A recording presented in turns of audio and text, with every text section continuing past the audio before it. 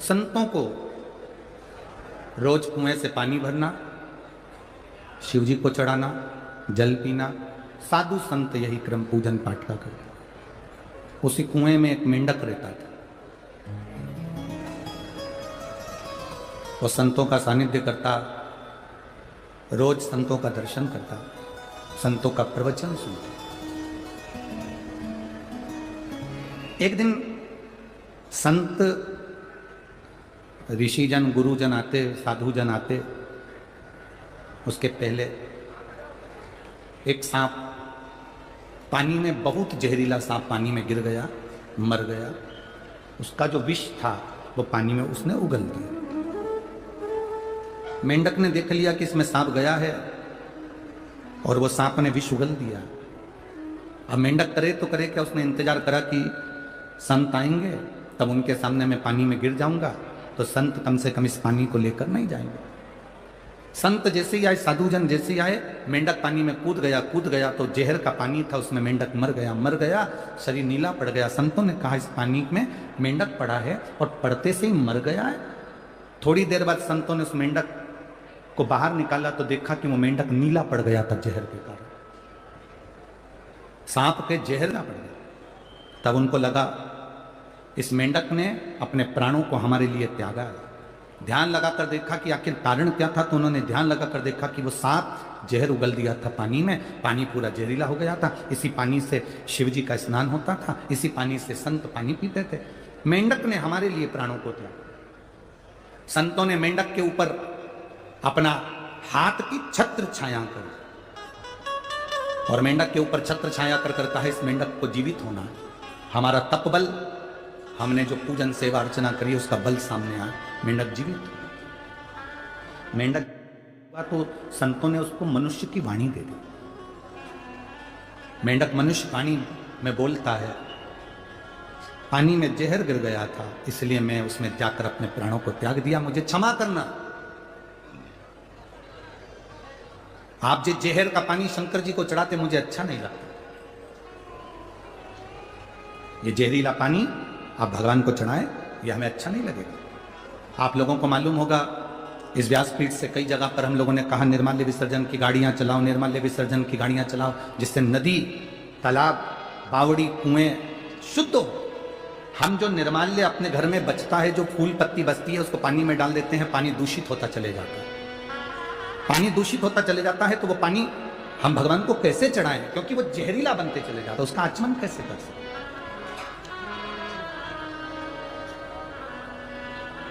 आपको कथाओं के माध्यम से कहा कि अपने घर से एक लोटा जल ले जाया करो, शिव जी को जल चढ़ाया करो, क्योंकि तुमको मालूम है तुम्हारे घर का जल कितना शुद्ध है।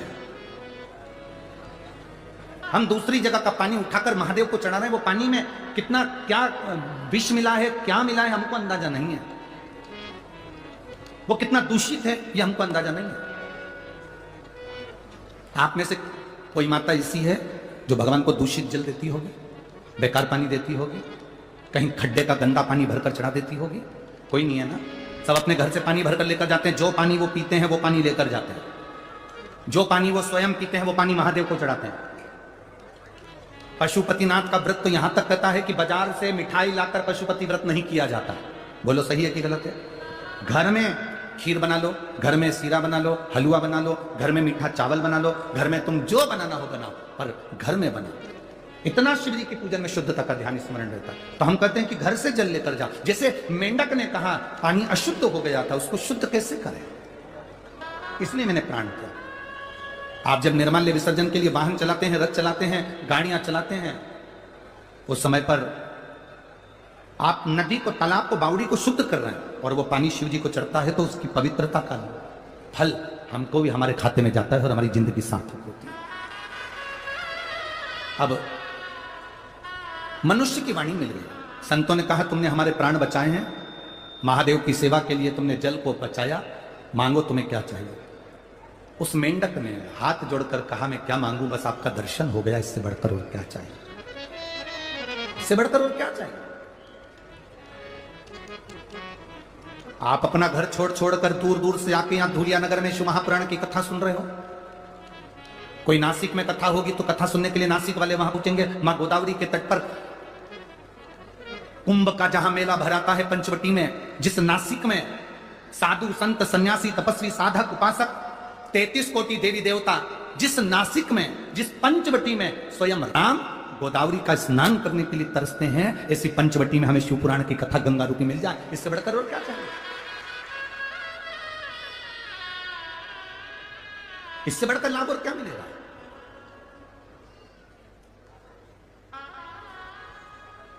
महाराज शिव महापुराण की कथा कर रहे,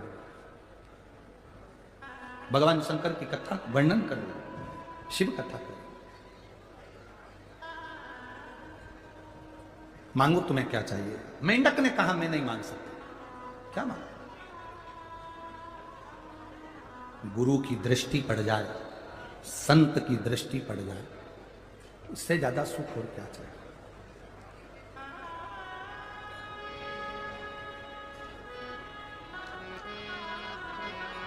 अब संतों ने कहा मांगना तो पड़ेगा, क्योंकि किसी गुरु का जब दर्शन होता है तुम नी भी मांगते तो परमात्मा खुद दे देता है। असली गुरु का यदि दर्शन हुआ है, असली गुरु का यदि दर्शन करा है, तुम नी भी मांगोगे तो भी वो दे देगा। आप ना मांगे तो भी वो देगा।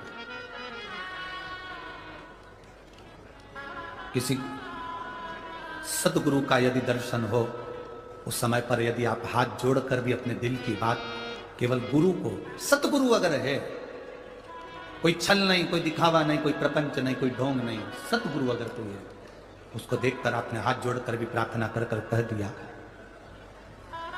निवेदन कर लिया, खाली ना जाता कोई दर से तुम्हारे, खाली न जाता कोई दर से तुम्हारे, मैं भी खड़ा हूँ नदी बाहर बसाए, अपने हृदय से लगा लो गिरा जा रहा हो, उठा दो। असली गुरु का यदि दर्शन हो जाए और आपने हाथ जोड़ बाबा से प्रार्थना भी कर ली तो बाबा दे दे। मेंढक के मन की बात संतों ने पूछी, मेंढक आखिरी में बोला, आखिरी में बोला, मुझे पार्वती जैसा सुंदर बना दो और मेरा विवाह उस व्यक्ति से हो जो शंकर की आराधना में लीन रहता है। मुझे पार्वती जैसा सुंदर बना दो और मेरा विवाह उससे हो जो शिव की भक्ति करता है। क्योंकि मैं जिस कुएं में रहता था, उस कुएं से जो पानी जाता था, मैं हमेशा आपके मुख से ओम नमः शिवाय, नमः शिवाय, श्री शिवाय नमस्तुभ्यम सुनता था। उस मंत्र को सुनता था तो मेरे मन में आता था, एक बार मैं भी उस शंकर की उपासना करने वाले की शरणागति में रहूं। संतों ने आशीर्वाद दे दिया, हम तुम्हें वर देते हैं कि तुम सुंदर होगे, स्त्री के रूप में होगे और तुम्हारा विवाह एक ऐसे राजा से होगा जो शिव की आराधना में लगा रहता है।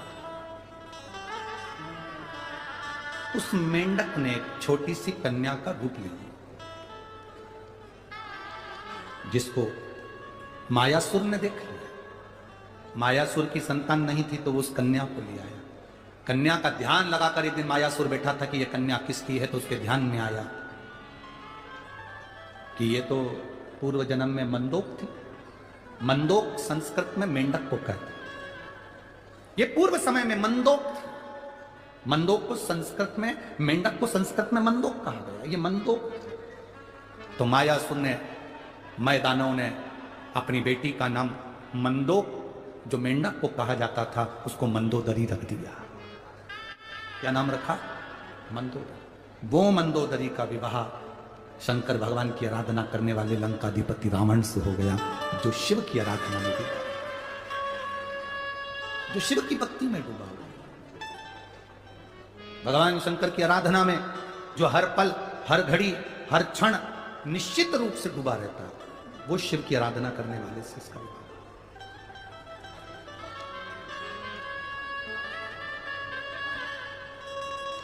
और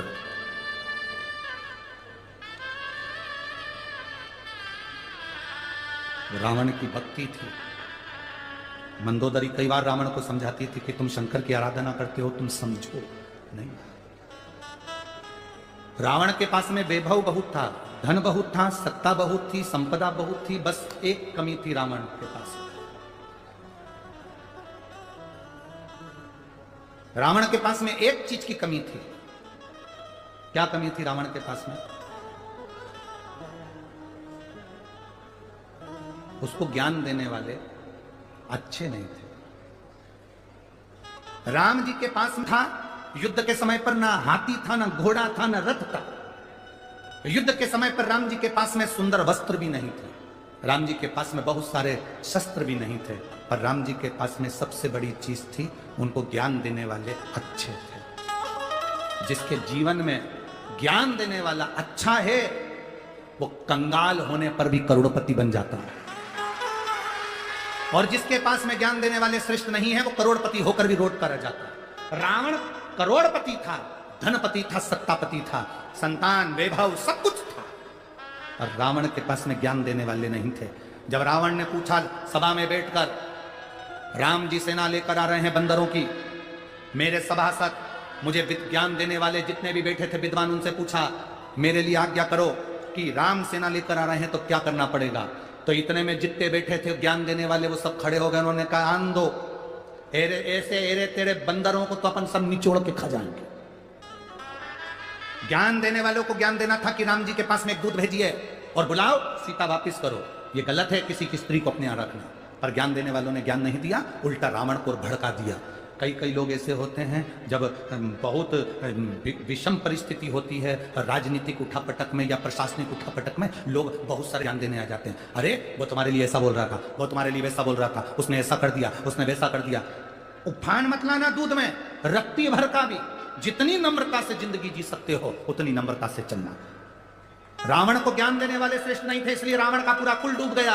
राम जी के पास में ज्ञान देने वाले थे। उन्होंने पूछा कि समुद्र रास्ता नहीं दे रहा, क्या करें? तो किसी ने कहा कि एक काम करो, समुद्र के लिए बाण छोड़ देते हैं। भगवान इतने में जामवंत बोला, इतने में हनुमान जी बोले क्यों थो छोड़ना, बाण छोड़ेंगे समुद्र के जीव मर जाएंगे, रहने दो। शंकर जी की पूजन करते हैं, शंकर जी जो आज्ञा देंगे वो करेंगे। शिव जी की स्थापना करी, रामेश्वर धाम की स्थापना करी, पूजन चालू करी। पूजन करिए तो भगवान शंकर ने ज्ञान दिया, तुम्हारे पास में नल नील हैं, राम नाम लिख के पत्थर फेंकेंगे, वो तैर जाएंगे, पार उतर जाओगे। सहज शिव की आराधना में कूद गए। ज्ञान देने वाले अच्छे होंगे तो तुम्हारा रास्ता सुलभ होगा। आज जैसे पूरे विश्व में, पूरे संसार में, भारत की भूमि पर ही नहीं, देश विदेश में हमें सुनकर बड़ी प्रसन्नता होती है कि विदेशों में भी पहले शंकर जी के मंदिर नहीं थे, पर अब विदेशों में भी जहां जहां राम और कृष्ण के मंदिर है, वहां शिव जी की स्थापना हो। जब कोई श्रेष्ठ ज्ञान देने वाला मिल जाए और तुम समझ गए कि शंकर जी को जल चढ़ाने का लाभ क्या है, शंकर जी को प्रसन्न करने का लाभ क्या है, शंकर जी को भजन करने का लाभ क्या है, शिव जी को एक बेलपत्र चढ़ाने का फल क्या है, शंकर जी को एक शमी पत्र चढ़ाने का फल क्या है, शंकर जी को एक शहद की बिंदी रखने का फल क्या है, लक्ष्मी जी को एक शहद का एक बिंदी का भोग लगाने का फल क्या है। जिस दिन तुम समझ गए कि बेलपत्र के वृक्ष के छाया में अगर भगवान का नाम लिया जाए तो उसका फल क्या है, बेलपत्र के नीचे दिया लगाया जाए तो उसका फल क्या है, बेलपत्र की मिट्टी से स्नान किया जाए तो उसका फल क्या है, जिस दिन तुम समझ गए उस दिन तुम भटकना छोड़ दोगे, तुम फिर कहीं नहीं जाओगे। बोल बम का नारा है, बाबा एक। मंदोदरी ने, जो वो मेंढक ने वर मांगा था, मुझे पति मिले शिव की आराधना करने वाला।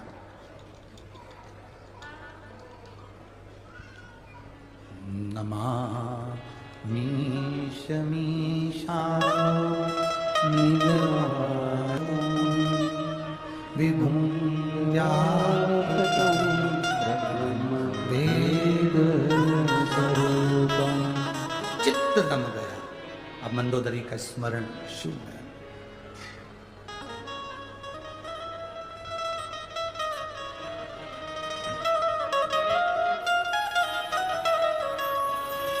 शिव भक्ति। एक मेंढक ने कुएं में रहने के बाद शंकर जी की भक्ति प्राप्त कर ली और वो मंदोदरी बनकर रावण की अर्धांगिनी बन गई। शिव महापुराण जब चालू करी थी धूलिया में, तो एक बात कही थी आपको कि यहाँ जितने कथा सुनने के लिए बैठे हैं और जितने टीवी के सामने मोबाइल पर कथा सुन रहे हैं, शंकर भगवान के तुम पुराने कोई परिचित हो गए, इसलिए तुम्हें शंकर भगवान पकड़ कर बुलाया, नहीं तो शिव बुलाता ही नहीं। अच्छा बोलो, तुम्हारे पड़ोसी की यहाँ शादी है, तुम्हारी रिश्तेदारी अच्छी हो पड़ोसी से, तो वो तुम्हें पत्रिका देगा कि नहीं देगा? अरे बोलो तो जम के, शादी में बुलाएगा कि नहीं बुलाएगा? और तुम पड़ोस में ही दे रहे हो, रोज की लड़ाई हो, रोज का झगड़ा हो, खूब कुड़कुड़ हो, पैसे के पीछे विवाद हो, परिवार के पीछे विवाद हो, पड़ोसी शादी में बुलाएगा? पड़ोसी तो जान दो, तुम्हारा सगा रिश्तेदार नहीं बुलाएगा। संबंध अच्छे होंगे तो कोई तुम्हें शादी में बुलाएगा, संबंध अच्छे होंगे तो कोई तुम्हें बुलौए में बुलाएगा, संबंध अच्छे होंगे तो महिला संगीत में बुलाएगा, संबंध अच्छे होंगे तो कोरोना में 50 लोगों की शादी हुई उसमें तुम्हें बुलाएंगे, नहीं तो कोई नहीं बुलाएगा। संबंध अच्छे होंगे तो कोई बुलाएगा, संबंध अच्छे नहीं होंगे तो नहीं बुलाएगा। तुम जितने कथा सुनने के लिए लाखों की संख्या में बैठे हो, जितने आस्था चैनल पर सुन रहे हो, फेसबुक यूट्यूब पर कथा सुन रहे हो, जितने विदेशों में कथा सुन रहे हो, तुम्हारे संबंध मेरे भोले बाबा से अच्छे होंगे, इसलिए बाबा तुम्हें कथा सुनाएंगे। संबंध बेकार होता तो तुम यहां नहीं पहुंचते, तुम यहां नहीं पहुंच पाते। संबंध अच्छा, और संबंध का ही तो चक्कर है जो ये कथा यहां मिल गई, संबंध का चक्कर।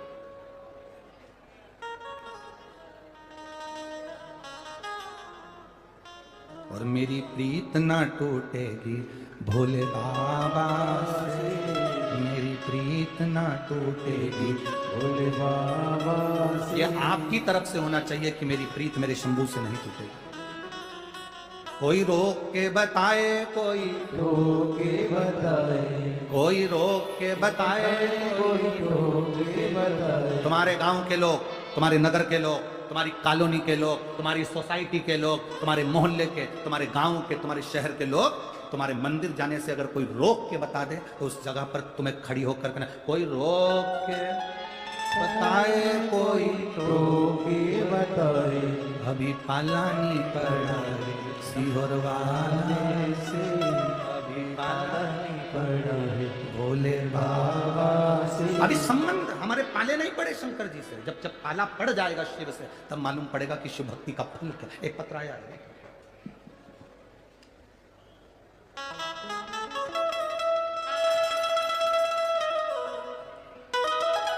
नंदनी भैया, नंदनी भैया लवकर, मेरे पति का नाम है भैया शंकर लवकर। कहीं बैठे हैं, कहीं बैठे हो तो हाथ हिला सकते हैं। नंदनी भैया लवकर, मेरे पति का नाम है भैया शंकर लवकर, पता सूरत बाईपास चक्कर बर्डी रोड धुलिया। सही बोला है? ठीक है, तुम समझ गए ना? बस मोबाइल नंबर ही है, कहीं बैठी हो तो हाथ हिला सकती हूँ। मैं भगवान शिव का क्या वर्णन करूं गुरुदेव। जब मुझे डॉक्टर को दिखाने के लिए लेकर गए तो मेरे गर्भ में 2 बच्चे थे। दोनों बच्चों का इलाज डॉक्टर के हिसाब से चलता रहा। 6ठा महीना आया, 6ठे महीने में हम डॉक्टर को, जब पेट में बहुत दर्द हुआ तो मैं अपने पति के साथ और परिवार वालों के साथ डॉक्टर को दिखाने के लिए गए। मेरे पति भी मेरे साथ में थे, परिवार के लोग मेरे साथ में थे। तो डॉक्टर को 6ठे महीने में दिखाया तो डॉक्टर ने सोनोग्राफी करी, अल्ट्रासाउंड करा। सोनोग्राफी में मालूम पड़ा कि मेरे 2 बच्चे में से एक बच्चा मर गया। मेरे बच्चे की, एक बच्चे की जान चली गई। अब डॉक्टर ने कहा कि 6ठा महीना चल रहा है, तुम्हारा एक बच्चा मर गया है, दूसरा बच्चा भी मर सकता है और तुम्हारी भी जान जा सकती है। तुरंत ऑपरेशन करना पड़ेगा और इस बच्चे को बाहर निकालना पड़ेगा। गुरुदेव, डॉक्टर के हिसाब से 6ठे महीने में अगर दूसरा बच्चा भी होता है तो वो मरा हुआ ही होगा। एक तो इतने सालों के बाद बाबा ने संतान दी, और दूसरी बात सालों निकल गए संतान नहीं हुई, और बाबा ने दी तो ऐसी दी कि मेरा पहला जो 2 बच्चे थे उसमें से एक गर्भ में मर गया। हमने डॉक्टर से पूछा, डॉक्टर साहब कोई दूसरा इलाज हो, एक बच्चा मर गया है परंतु दूसरा बच्चा तो बच जाए।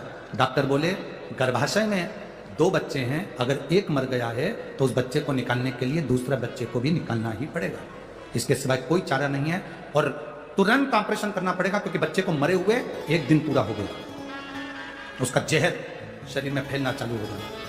गुरुदेव, हम घबरा गए, वापिस घर पर आकर विचार करा कि ऑपरेशन कराएं तो कराएं कैसे। बड़ी मुश्किल से तो बाबा ने बच्चा दिया, उसमें से एक मर गया, उसका जहर फैलना चालू हो रहा है, और डॉक्टर बोल रहा है माँ और बच्चे दोनों के लिए घातक है, क्या करें। तब मेरी सास ने कहा कि शिव जी का भजन करते हैं, बाबा अगर विष पी सकता है तो बाबा हमारे बच्चे के प्राण भी बचा सकता। डॉक्टर ने कह दिया था कि अब तुम्हारी जवाबदारी पर घर जा रहे हो, ये बच्चा पेट में मर चुका है, अब तुम्हारी जवाबदारी। 6वां महीना शरीर में कष्ट बहुत था, हमें लग रहा था कि वो बच्चा मर गया तो दूसरा भी मर ही हो जाएगा, पर बाबा पर भरोसा।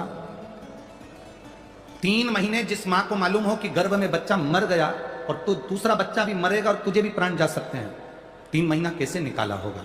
केवल एक काम करती थी गुरुदेव, शिवजी के मंदिर में बैठकर 5 बार जया, विषहरा, शामलीवारी, दौतली, देव, वो शंकर की 5 लड़कियां आप कहते हो ना जो विष को खींचती है, उनका नाम लेकर पानी पीती थी। और बाबा का मैं क्या गुणगान करूं गुरुदेव, मैंने 9 महीने निकाल दिए। 12/7/2023 को मेरी डिलीवरी हुई तो डॉक्टर भी आश्चर्य में था, एक बच्चा मरा हुआ और एक बच्चा जिंदा पैदा हुआ। मैं उस बच्चे को लेकर यहाँ कथा में आई हूँ गुरुजी, आप आशीर्वाद दें। कहीं बैठी हो तो बच्चे को लेकर आप व्यासपीठ के नज़दीक में आ सकते हैं, अगर कहीं बैठी हो तो। नंदनी भैया लवकर, मेरे पति का नाम भैया शंकर लवकर, पता है सूरत बाईपास, चक्कर बर्डी रोड, धूलिया, मेरा मोबाइल नंबर ये शिव तत्व है।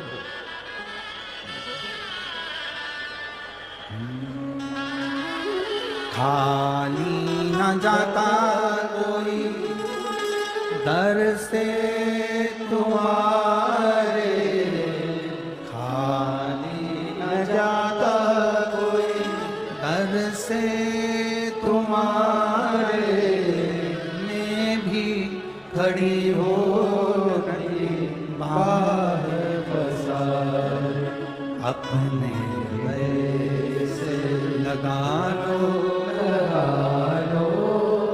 गिरा जा रहा हो, उठा लो भोले अपने दर से अब तो न आयो, हो उठा लो। शिव कृपा इसी को कहते हैं, शंकर की उदारता इसी को कहते हैं। आपका विश्वास जितना दृढ़ है शिव उसको साधता, शंकर उसको साधता। जितना दृढ़ विश्वास होगा शिव उतना साधता। शिव महापुराण की कथा कहती है, जब शंकर के नाम का स्मरण कर कर एक मेंढक अच्छी संगत पाकर भगवान शंकर के ही भक्त रावण की धर्म पत्नी बनने को तैयार,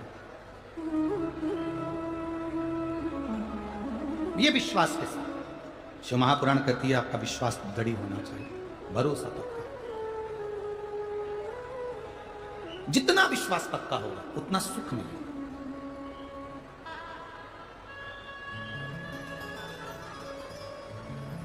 एक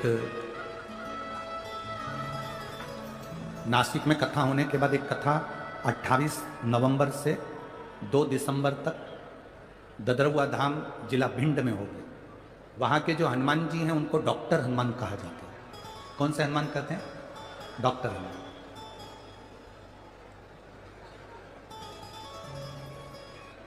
वहाँ के स्वामी जी, महंत जी, संत जी ने कहा महाराज जी डॉक्टर हनुमान जी को कथा सुनना है। 28 नवंबर से 2 दिसंबर वहां दिया गया, जंगल में, भिंड के उस जंगल में ददरुआ हनुमान, श्री डॉक्टर हनुमान जंगल के।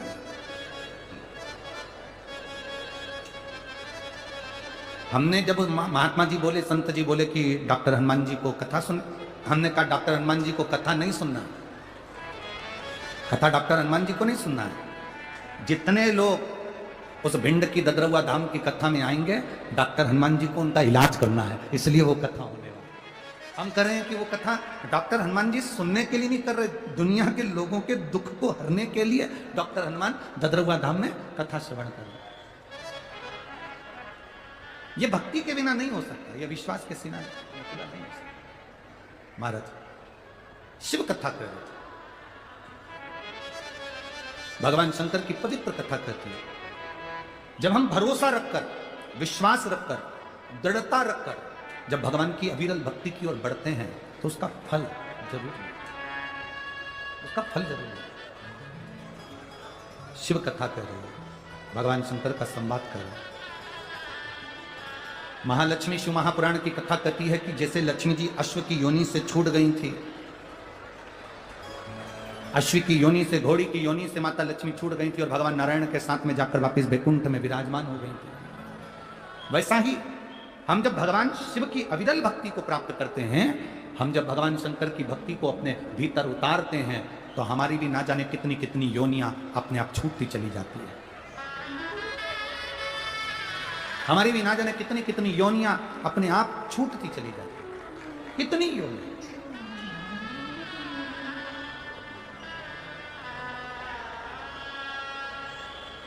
शिव महापुराण की कथा तो यहां तक कहती है, तुमरुका जी जब चंचुला देवी को शिव महापुराण की कथा सुना रहे थे, तो चंचुला देवी ने यह प्रश्न खड़ा करा था तुमरुका जी के सामने। तुमरुका जी के सामने यह प्रश्न खड़ा कर दिया था चंचुला देवी ने।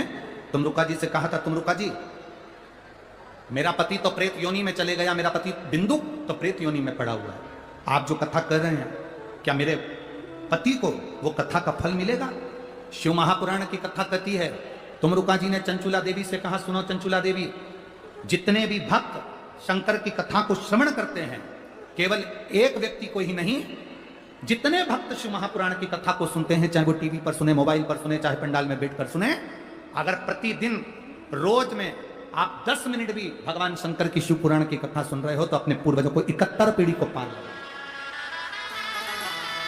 71 पीढ़ी को पार कर दो अगर शिव तत्व की कथा को सुने।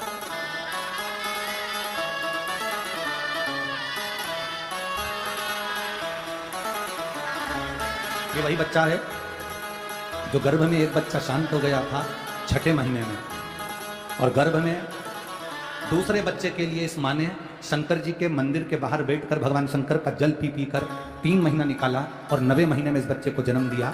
एक बच्चा मरा और एक बच्चा जीवित बाबा की कृपा से प्राप्त हुआ। हर हर।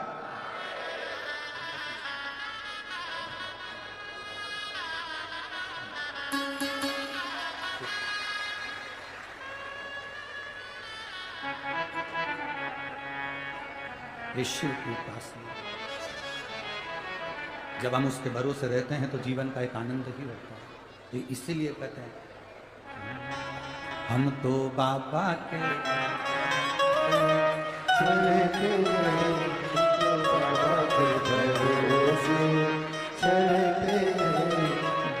एक लाइन से ज्यादा नहीं गाएंगे, क्योंकि समय की अवस्था भी देखना पड़ती है, उसके बाद उसकी स्तुति भी है। पर आपको कथा के विराम में दूसरी बार बाबा से प्रार्थना करने का मौका मिल जाएगा, श्री शिवाय नमस्तुभ्यं बोलने का मौका मिल जाएगा। इसलिए दोनों हाथों से बड़े प्रेम से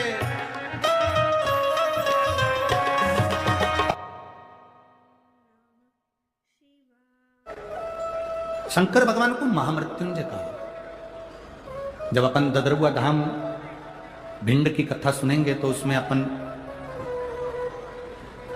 महामृत्युंजय मंत्र के प्रयोग को भी समझेंगे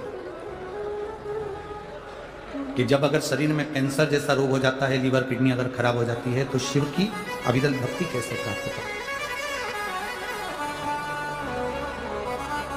परसों की कथा में हमने एक बात कही थी, बीमारी आएगी तब